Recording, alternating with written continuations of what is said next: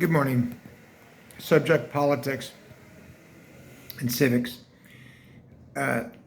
We have been presented in the last 10 years with a crisis of the republic on account of the fact that not only do we have a fundamental problem with the Electoral College, and as Governor Walz says, the Electoral College has to go, but because it's not democratic and because all these candidates are constantly rushing about to specific states and ignoring huge swaths of the country because what they need to do is win Pennsylvania or Wisconsin or what have you.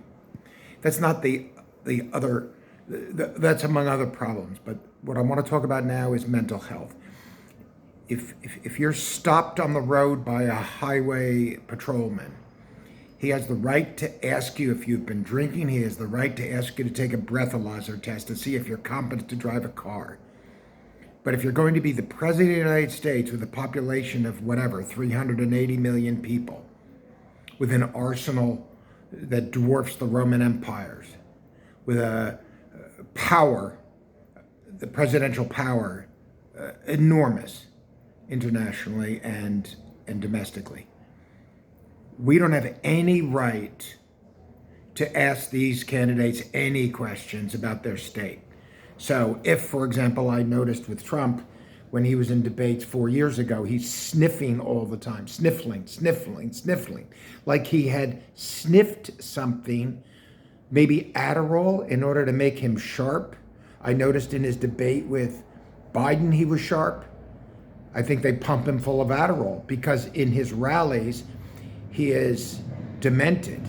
He is uncontrolled. He is forgetting things, not finishing sentences, broken grammar, changes the subject. He seems mentally ill. But then they pump him through of Adderall and he gets through an hour and a half talking to somebody.